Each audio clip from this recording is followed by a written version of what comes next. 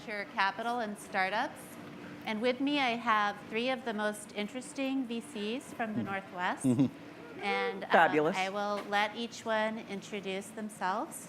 So, Bill? Yeah, so I'm Bill Bryant. I'm a general partner at DFJ on the venture side, one of 5 investors. I feel like I'm a bit of a historic artifact on this panel in that I got started in technology and startups in 1988. From 88 to 2006, I was an operator and entrepreneur, worked with Sterling and one of the storied Seattle companies, QPass, but also Vizio, Medio, helps get Isilon Systems started, and a number of other prominent companies, over 25 successful startups in one capacity or another as an investor, board member, angel, and now venture capitalist. For the last 10 years, I've been investing for DFJ, and we've got 9 portfolio companies now in the Seattle area, including Chef, Remitly, Outreach, and Pro. So happy to be here. Great. And Diane? Hi, I'm Diane Freeman with Voyager Capital, and if you're not from the Northwest and you're in this room, you better sit back and watch what happens, because we've got Northwest Unite in here. I am with Voyager in Portland, Oregon. We're an early stage B2B software investor. I've been a partner with the firm, a partner for the last 5 years. I've been with the firm for the last 11 years, and happy to be here. Matt? I'm Matt McIlwain. I'm a partner at the Madrona Venture Group. We help companies from day one over the long term. And what we mean by that is companies like Impinj, Apptio, Redfin, and soon to be another one that have all gone public in the last 2 years. And we're delighted at the fact that there's a bunch of companies that have taken that long-term 10-year plus journey and become successful in the Pacific Northwest. The world's changed a lot in the last 20 years in the Pacific Northwest and Seattle since I had the opportunity to start working at Madrona, and I think we'll get into that here a little bit. Great. So I was telling the panelists before we came up that I actually was a little sad when I saw how little venture there was in the Northwest. There's only, last year it was about 2% of the $84 billion invested in this country, which I understand is a little low compared to usual. But the panelists started fighting back before we even got up here. So maybe could I let one of you, Diane, you were especially vociferous on why that was the wrong way. Yes, nay, I debate. So, you know, firstly, I don't think the numbers, I don't know what the numbers look like, but let's just talk about what's going on in the Northwest. Firstly, it's an incredibly vibrant investment community right now. We all do B2B. We also do some other things in addition to B2B. But if you look at the economics of the Pacific Northwest, it really is all about the math. So whatever the numbers may show, it takes on average half the amount of money to build a company at the early stage in Oregon and Washington than it does in California. So you can sit and say that there was $100 million invested in the Bay Area. What they do for 100, we can easily do for 30 to 50. If you are trying to measure, it's apples and oranges. So forgetting the numbers for a moment, the math is very different. Our deal flow is fantastic. I mean, speaking for me personally, B2B, Oregon, I look at somewhere between 100 and 150 deals a year. I'm very happy with the deal flow. That's all B2B. We may do 1 to 2 of those at any given year, but every single one of them are deals that are competitive with any other market in the industry. So Matt, given that huge startups once existed in the Northwest, Microsoft was a startup at one time, and Amazon, why aren't there more that really are home runs rather than singles and doubles? Well, I think let's start first with a more complete picture of the Northwest. You mentioned, Microsoft and Amazon. Those are 2 of the 5, by market cap, largest companies in the world. Okay, let's throw in Nike and Starbucks. What's that? Let's throw in Nike and Starbucks. Nike and Starbucks, great companies as well. There are a lot of companies going public. I mentioned a handful of our portfolio companies. You could add to that Zillow. You can add to that Zulily. There's quite a nice list of companies that over the last 10 to 15 years have grown into being very successful businesses. Yeah, it's Concur, F5. And, it's a long list. Expedia. And I think that what we're seeing is that now with the kind of weight that people can bring leaving the Amazons and the Microsofts, but also, take Google. There's this little thing called Kubernetes for those of you that are infrastructure wonks like we are, Kubernetes was built in Seattle. It was Craig McCluskey and Joe Beda who built that and open sourced it and became a big success. They left and we backed them. And they're building a company called Heptio around that. So what I think is if you look at the future of applications from infrastructure, where clearly we're the cloud capital of the world, and now we're going on to containerized serverless styles of infrastructure, applications where we're going from SaaS to intelligent apps. We've got tons of AI. We heard this morning Peggy talking about that from a Microsoft perspective. And then at the user interface level, it's all about multisense. It's about how I use my eyes and my voice and image recognition. And you've got Valve on a VR, you've got HoloLens, and you've got Alexa and Echo. Those are the biggest players in each one of those categories, and they're all in Seattle. So I like our chances. Did Valve ever take venture money?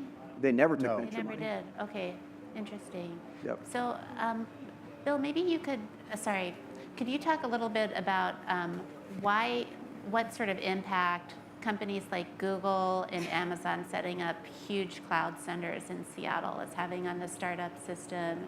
Is it sucking away talent that might otherwise be interested in starting companies, or is it helping in some way? What's your take on that? Yeah, so I think there are now over 100 Bay Area companies that have some R&D operation in Seattle, Google, Facebook, Salesforce, among them. And, do they take from the talent pool is very rich. There are more software engineers in Seattle than in the Bay Area. Little known fact, but true, because, Boeing, for example, employs 40,000 software engineers. We kind of forget that. Microsoft, equal number. So there's an enormous talent pool. They have increased the cost differential for talent, but the talent that wants to work in a startup doesn't want to work for Google and today. So I don't think on a net basis it's a positive that these companies are coming in, creating opportunities, drawing in talent, and helping fuel these next generation of startups. The average tenure at Amazon is something like 18 months. These guys are spinning in and spinning out. I mean, we've got them either moving up there for Amazon and spinning back out to do their own startups or join other companies. So they are magnets in some respect for talent, but it's not that they're lifetime employment for these developers. Right. So Matt, you mentioned the example of the company that came out of Google in Seattle. Are you seeing more and more like that, or is that still kind of the exception? Do you expect more? So we've certainly seen a long history of companies coming out of Microsoft and Amazon. But let's look at the multi-generational effects. Microsoft begats Real Networks in the mid-90s. Real Networks begats Isilon Systems, in 2001, which we did the seed round. Bill and I did that together, in fact, many years ago. Isilon becomes a multi-billion-dollar success as part of EMC, and now you have Cumulo, which is in the room here, and you have Igneous, which are both, sort of daughters of, Isilon. So we're looking at those kind of multi-generational lineages of highly successful companies. Expedia Zillow is a similar example. Aptio Soplari is another example.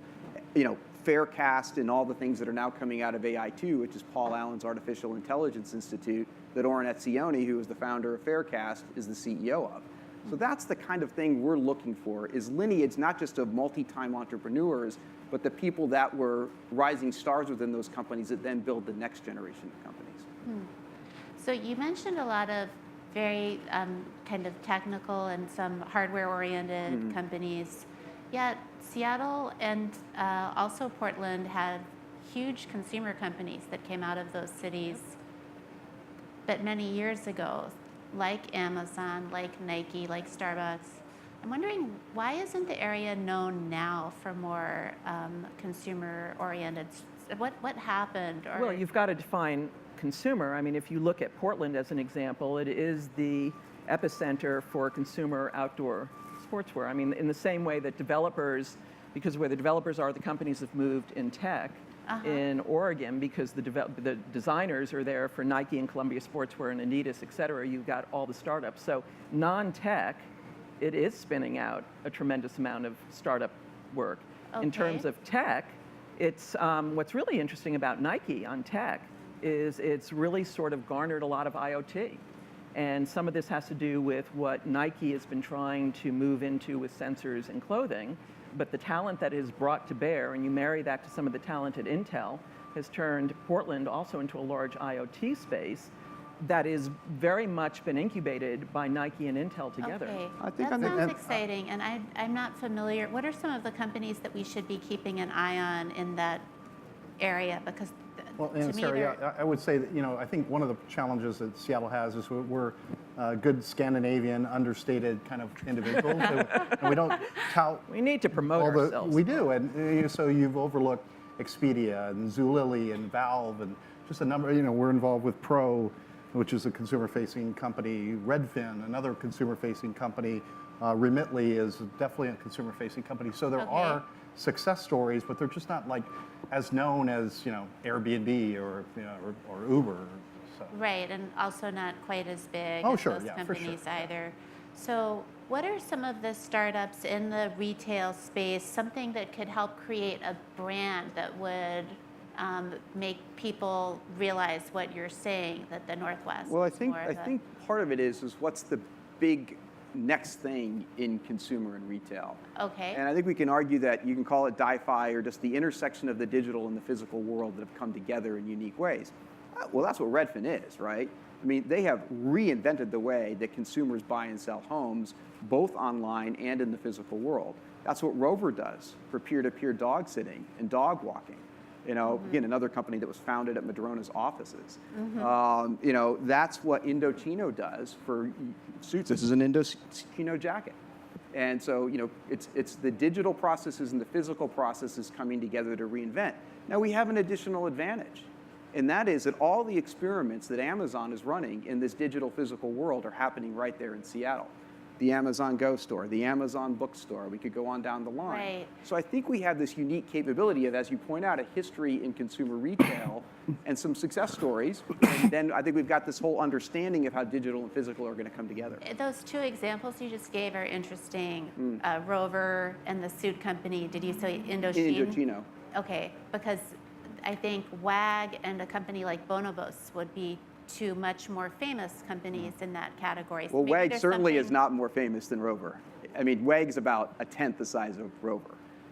So, Attractive okay, that's a SoftBank. matter of debate, but attractive no. software. SoftBank. it's not. Okay, maybe I'm thinking WAG is more famous because it's always in the news for upsetting Financing, things, yeah. and yeah, exactly. So that's another type of fame, I guess. Yeah, okay, that kind of fame. Yeah.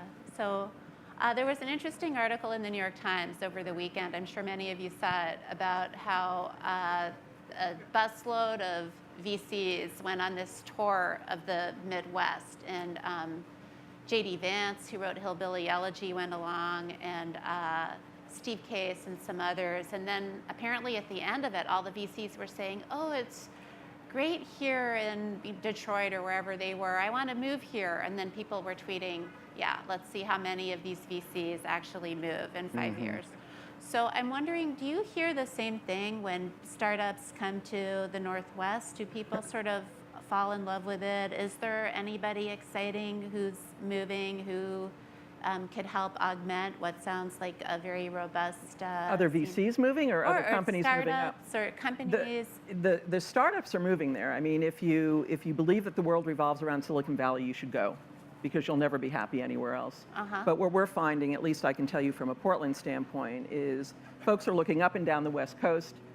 If you believe you can build something somewhere else, why in the world would you ever go to Silicon Valley? The cost of building the business is less, the quality of life is better, the money is there, the talent is there, you can attract the talent. So from the standpoint of the quality, the numbers, and both the new entrepreneurs and the experienced entrepreneurs, in fact, we saw them moving from the East Coast to the West Coast even before we started seeing them move from San Francisco on up. And so it's pretty amazing the number of folks moving up right now to start companies. As far as money goes, I mean, speaking for Voyager, we'll lead early stage investments. All of the follow-on investments, for the most part, come from outside the area. Once a VC does one deal up there, they're going to do 2 and 3. The reason is the math just works better. So we have no problem in follow-on rounds. We have no problem in getting companies to valuations that are accelerated to that next new lead. There is no issue on that. So again, I'm not sure where the statistics of feeling like something isn't working. I would probably say all of us would agree that deal flow is very healthy. Okay. Well, and we could give you some Matt or- specific examples too. Kiran Vageshpur moves up to Seattle to be the senior engineering executive at Isilon, and then he founds his company Igneous there. David Shim was an early employee at Faircast. He moves down to California to work for Quantcast. He moves back up to found Placed. 5 years later, Snap buys them for hundreds of millions of dollars. And now he's building that office. Carlos Gestrin moves from Pittsburgh to be the Amazon professor of machine learning at the University of Washington.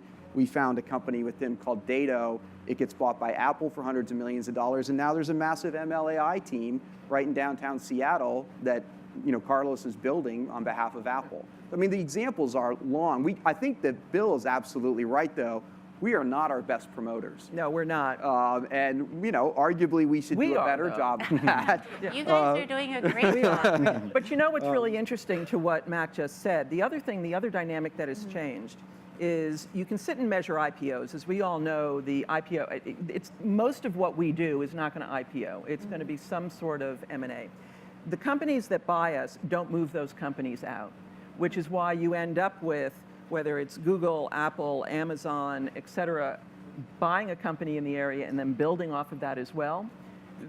They don't need ever to go anywhere else, and they start to generate more wealth, they start to generate more spin-outs, et cetera. So it's this flywheel that goes that's not just about, can we get a company to an IPO, and is that the only measure of success? For us, it's not. We're looking for returns for our LPs.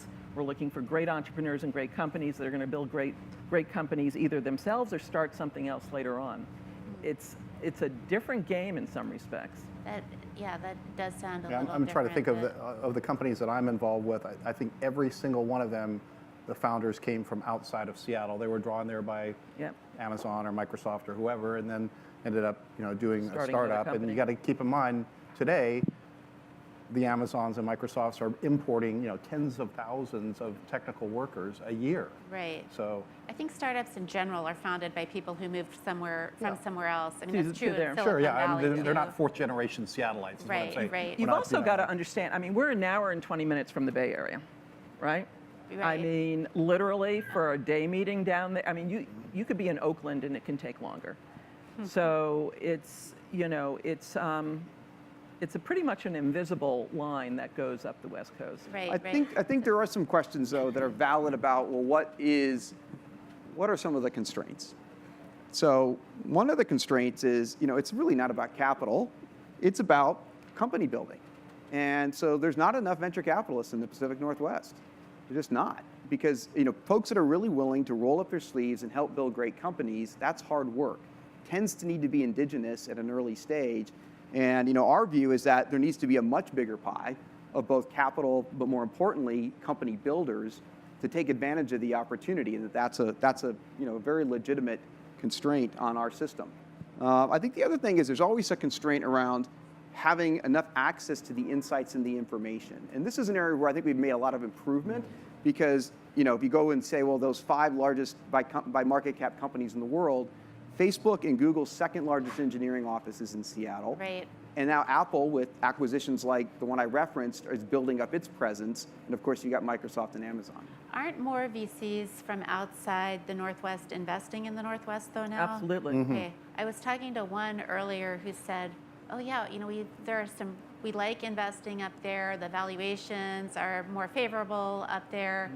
He said a lot of the VCs move very slowly. I don't know. Well, if I would that's beg to differ with that criticism one or not. also. Okay. I wouldn't call us slow. I would call us a little more cautious in terms of at the point that we put our money in. I'd probably guess that our losses are less. And I think at the end of the day, we have an opportunity because of not being in the Bay Area with actually a different competitive environment to not have to just start throwing money around because somebody else may get the money down there first. We can be a little more cautious in terms of our due diligence and of our ability to basically mentor these entrepreneurs to the point where they're ready for that money. you can call that crazy, but I would say that probably the end result is pretty good. Yeah, we have a It different. depends on what type of end result you're looking for, right? It depends But on what kind of end result you're looking He for. also said they're slow because they can be slow. There's less Yeah. competition. Yeah, I have a different I point wouldn't of call it- view Oh, on do that you? Okay. from both right. your friend and, Yeah. and even Diane. We help build companies from day one. Aptio, day one, public company today. Redfin, day one. Smartsheet, not too distant future, day one. And you go on the list. More importantly, that still applies today. Exnor, day one. Spun out of AI2 15 months ago. This is how do you run deep learning models in resource-constrained environments at the edge? The biggest negotiation there was trying to negotiate with Paul Allen so we could get favorable terms to spin it out of AI2. But that was the day it was incorporated, and we moved as quickly as we could, and Paul was the constraint. And similarly, Soplari, a great team of lineage from companies like Aptio and I Conclude, another one in Rational that were up in Seattle that we formed together, again, about 15 months ago. Both those companies will very soon close their next rounds, big up rounds. Bill, can you talk a little bit about the competitive environment? Let's say there's a hot deal right now. Is there any difference in the number of VCs who would be looking at that and seriously involved in negotiating term sheets compared to, say, 5 years ago? So I think every significant Bay Area institutional venture capitalist has one or more investments now in Seattle. And so for like a really high quality Series B, there's no end of VCs who would do that. On the earlier stage side, it is less competitive. The Bay Area funds are not going to come into certainly seed stage deals or very early Series A deals. So there's a set of investors, Madrona being certainly one, Voyager, Mavron, Ignition, and So that ourselves. Series B, is that different to how it was, say, 5 years ago with a number of VCs from out of for town? sure, yeah. So would you say double the amount of interest or the Well, number? so I mean, literally, if you go down the list of the Andreessen Horowitzes and Greylocks and Bessemers and just on down the list, they all have presence now. So they have board members coming up for board meetings for some other portfolio company. So if there's a hot deal like Convoy, in Seattle, that wasn't done by a Seattle firm because Bay Area firms found it early. And it's increasing as well. I mean, I'm looking at Sterling and Jake over there. We've had 4 funding rounds in 4 of our companies in the Northwest in the last 3 months.